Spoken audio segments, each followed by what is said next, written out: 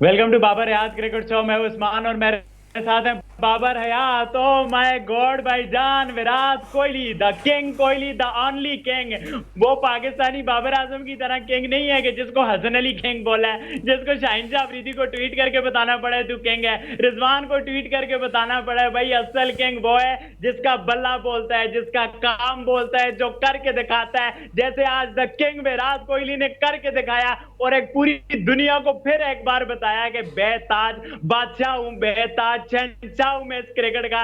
ये जो आप घंटे के किंग, प्लास्कट के किंग, कावजी किंग, फर्जी किंग्स, उनका तो दूरों दूर कोई नामो निशान भी नहीं आएगा। जिस तरह से विराट कोहली ने करके दिखाया, केएल राहुल ने करके दिखाया, टीम इंडिया ने करके दिखाया, ये रैंकिंग वाला झोल, ये नंबर 1 वाला झोल, इसका दूर दूर तक कोई वक्त तभी नहीं है बाबर भाई। जो विराट कोहली की ब्रिलियंस है, जो इवन केएल राहुल, मतलब he even don't care about his 100, उसको परवाह ही नहीं है मैं 100 करूं, मैं सेलिब्रेशन करूं। He only care about team run rate, जल्दी जिताऊं। This is the India Babar भाई, दिस इज द इंडिया जिन पे लोगों को फख्र है। हमें तो समझ नहीं आती ना कि क्यों देखिए इंडियन लोग अपने देश पे देखिए, फख्र बहुत करते बड़ी हैं। ये बहुत बड़ी बहुत बड़ी जीत है और बड़ी मोराल बूस्टिंग जीत है। और ये जीत टीम इंडिया के लिए इस पूरे वर्ल्ड कप में बहुत इंपॉर्टेंट रोल प्ले करने वाली है।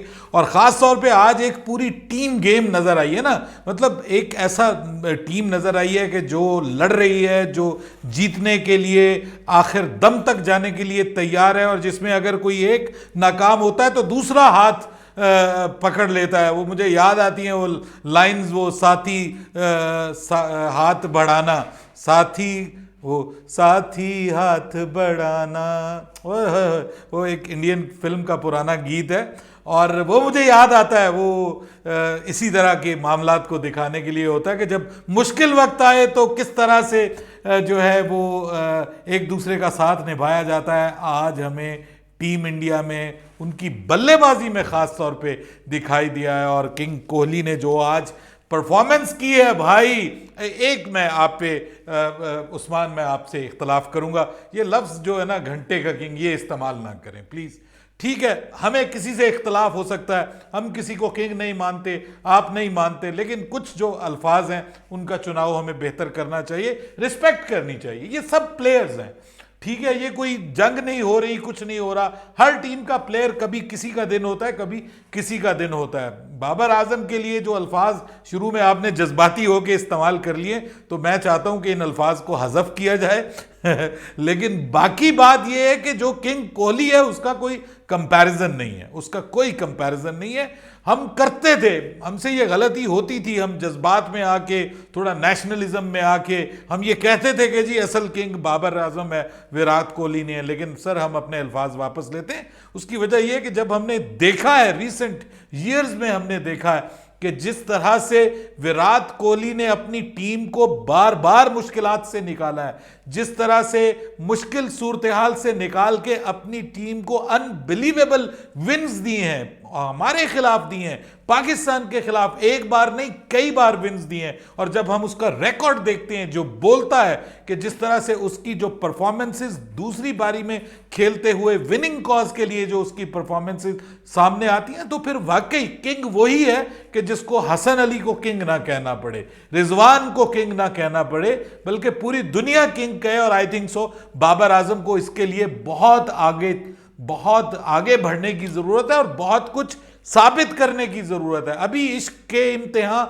और भी हैं, बाबर आजम के लिए इश्क के इम्तिहान अभी बहुत ज्यादा है। लेकिन जिस मुकाम पे विराट कोहली आज पहुंच गया है, मैं ये समझता हूं कि this is the peak of his career.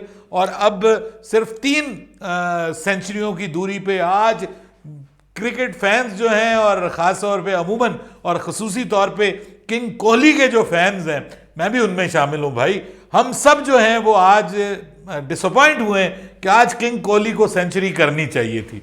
लेकिन बहरहाल सेंचुरी शायद आज उनका मुद्दा भी ना हो, आज उनका फोकस भी ना हो सेंचुरी करना। और ये हमें नजर आया है जिस तरह से केएल राहुल खेला, व्हाट एन इनिंग्स, क्या कमाल की बल्लेबाजी, क्या क्लास की बल्लेबाजी की है आज केएल राहुल ने। और मैं कहता हूं कि उसको भी क्रेडिट मिलना चाहिए। और जब से वो आया है माशाल्लाह, फॉर्म में वापस आया है, टीम में वापस आया, मतलब टीम में वापस आते ही फॉर्म में वापस आ गया। And what an amazing comeback and transformation. कि देखिए एक वक्त ऐसा था कि उसके टीम में शामिल होने के ऊपर बड़े बड़े सवालात उठ रहे थे कि भाई क्यों शामिल कर लिया। मैंने अभी अपने दूसरे चैनल के ऊपर भी बात की, मैंने कहा कि उसके अपने मुल्क के लोग कह रहे थे कि उसको एशिया कप स्क्वाड में शामिल नहीं होना चाहिए, लेकिन रिस्क लिया गया। क्रेडिट देता हूं राहुल द्रविड़ को, क्रेडिट देता हूं रोहित शर्मा को, क्रेडिट देता हूं टीम का जो थिंक टैंक है उसको, कि उन्होंने भरोसा जताया, हौसला दिया, हिम्मत दी अपने प्लेयर को और उसके ऊपर ट्रस्ट किया, और उसने अपने फिर उस ट्रस्ट को जिस तरह से रीपे किया है, यानी पहले दिन से अब तक उसने फिर बाद में मुड़कर नहीं देखा। और ऐसे लगता है कि एक नए केएल राहुल ने जन्म लिया है। और आज जो उसने 97 इनिंग्स की टेंटलाइजिंग किस्म की इनिंग्स खेली है, मार्वेलस ऑसम शॉट मेकिंग हमें नजर आई है। और जिस तरह से उसने ऑस्ट्रेलियन बॉलर्स को डीमोरलाइज करके रख दिया। हालांकि स्टार्ट में ऐसा लग रहा था कि ऑस्ट्रेलिया हाथ डाल लेगा इंडिया को, लेकिन वहां पर कोहली के साथ आकर मेरे ख्याल में जो एक ओवर खेला उसने आके जेम्पा का, जिसमें 3 बाउंड्रीज लगाई, वो मोमेंटम शिफ्ट साबित हुआ। और वहां से हौसला बढ़ा कोहली का भी, और फिर केएल राहुल ने एक नई जो एनर्जी है, एक नया मैजिक जो है वो डाल दिया। आज मियां मैजिक नहीं चले, आज केएल राहुल का मैजिक चल गया, आज कोहली का मैजिक चल गया। बॉलिंग में आज जडेजा ने बता दिया कि जड्डू इज समथिंग स्पेशल, और वो टीम इंडिया के लिए कितना इंपॉर्टेंट और कितना मैजिकल प्लेयर है और कितना बड़ा इंपैक्ट प्लेयर है वो, ये इस वर्ल्ड कप में भारत की टीम की हर जीत के लिए बड़ा इंपॉर्टेंट रहेगा। उसका जो पार्टिसिपेशन है बतौर एक ऑलराउंडर के, आज उसने जो बॉलिंग की, और खासतौर पे अगेन कहूंगा कि जो बॉल उसने स्मिथ को की है वो ब्रेथ टेकिंग थी, जानलेवा डिलीवरी थी, जबरदस्त डिलीवरी थी। देखिए जब आप उस्मान मियां, ये बड़ी इंपॉर्टेंट चीज है कि देखिए हम सब कुलदीप यादव को एक बड़ा बॉलर तस्वुर कर रहे हैं, और हम समझते हैं कि इस टूर्नामेंट में वो सब टीमों को अपसेट करेगा, और आज भी उसने किया, इंपॉर्टेंट 2 विकेटें ली। लेकिन जब कुछ इस किस्म का आउट ऑफ सिलेबस आ जाए, जो आपको शॉक करके रख दे, तो फिर बंदा हैरान हो जाता है। तो मैं तो जड्डू को जो है वो भी क्रेडिट दूंगा कि भाई, और फिर पिछली वीडियो में भी कहा, अब भी कहता हूं कि मैंने जो रोहित शर्मा है उसकी कप्तानी में भी बहुत बड़ी ट्रांसफॉर्मेशन देखी है।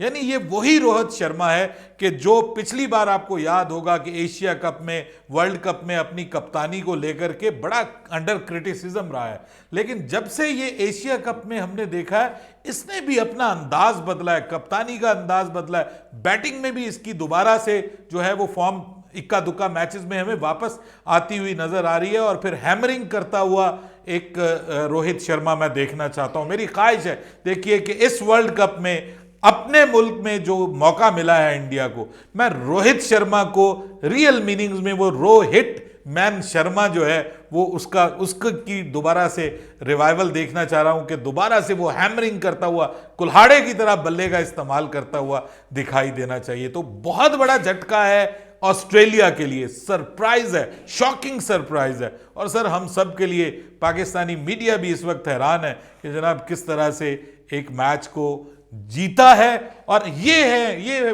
मतलब सीनियर्स जो, मुझे किसी ने नीचे कमेंट किया, उन्होंने कहा this is how the seniors should play. ये कितनी बड़ी बात है यार। देखिए विकेट थ्रो की ईशान किशन ने, विकेट थ्रो की श्रेयस अय्यर ने, वो भी कोई सीनियर नहीं है, अभी कम ओडीआईज खेले हैं। जो रोहित शर्मा को पड़ी वो तो अनप्लेएबल डिलीवरी थी, वो तो वाकई विकेट टेकिंग डिलीवरी थी। लेकिन वहां पे आके जो सीनियर्स हैं, उन दोनों ने जो जिम्मेदारी निभाई है और अपनी टीम को जीत के ऊपर लेके गए और फिर जितवाया है, मैं कहता हूं कि कमाल, जबरदस्त, अमेजिंग, माइंड ब्लोइंग। बिल्कुल बाबर भाई, और रोहित शर्मा का ट्रांसफॉर्मेशन हुआ है ना, आप उसकी फिटनेस देखें, उसने काफी कुछ मतलब अपना वेट कम किया है, फिर उसको बैटिंग में भी, रिफ्लेक्सेस में भी उसको हेल्प मिली है। तो यही जब आप मेहनत करेंगे, कोशिश करेंगे और थोड़ा यूज टू होंगे अपनी कप्तानी से, पहले तो वो हर बाउंड्री पे सर पकड़ के बैठ जाते होते थे, अब वो अच्छे कप्तान थे, अब वो इंडिया के इंटरनेशनल प्रेशर के हवाले से यूज टू हुए हैं, तो वाज़ेह एक फर्क नजर आता है। और होम में इस वर्ल्ड कप में मतलब बहुत बड़ा इम्तिहान होगा रोहित शर्मा का। काफी उम्मीदें हैं बाबर भाई, आपको वो हैमरिंग नजर आएगी रोहित शर्मा की जिसके हम सब फैन हैं। जब वो हैमरिंग करते हैं तो ऐसा लगता है बंदा रोल रॉयस जैसी बड़ी लग्जरी गाड़ी में बैठा हो, जिसको कोई आइडिया ही नहीं हो, जिसको सुकून हो। यही वो रीजन है। ग्रेट जहीर अब्बास भी रोहित शर्मा की इतनी तारीफ करते हैं कि यार किंग कोहली तो है ही है, रोहित शर्मा को भी हम देखने हैं। आज हमने कोहली को देख लिया, अब हमने आइंदा रोहित शर्मा को भी देखने बार भाई। जिस दिन उसका दिन होगा ना, वो दिन प्रॉपर हैमरिंग होगा। हमको पिछला मैच याद है ऑस्ट्रेलिया वाला, जिस दिन उसने हैमरिंग की थी। और जद्दू पे मुझे बात ज्यादा ही बार भाई, जद्दू का जादू जो है ना वो काले जादू से भी आ गया। ये इसी वजह से हाँ। इसे लेके चलते हैं, या बैटिंग या बॉलिंग या फील्डिंग, ये किसी एक जगह अपना काम कर देता है, इसी वजह से इसे कैरी करते हैं। और जब जब पेयर्स में बॉलिंग होती है तो फिर ऐसा ही होता है। मतलब आप अगले बॉलर पे चांस लेना चाहते हो तो आपका बल्ला इधर बॉल उधर, और इंडियन की जो कंडीशन में एकजुट ऐसा ही रह नजर आई जाता है ना है टीम, बहरहाल जी। जिस तरह से लड़ती हुई टीम नजर आई है पहले मैच में, सैंपल साइज बहुत छोटा है, लेकिन मैं ये समझता हूं कि पहले मैच में ही दिखाया है कि they are on a mission, और इस बार they are not coming slow. World cup इस बार इंडिया आसानी से नहीं छोड़ेगा, ये मैं आपको बता रहा हूं।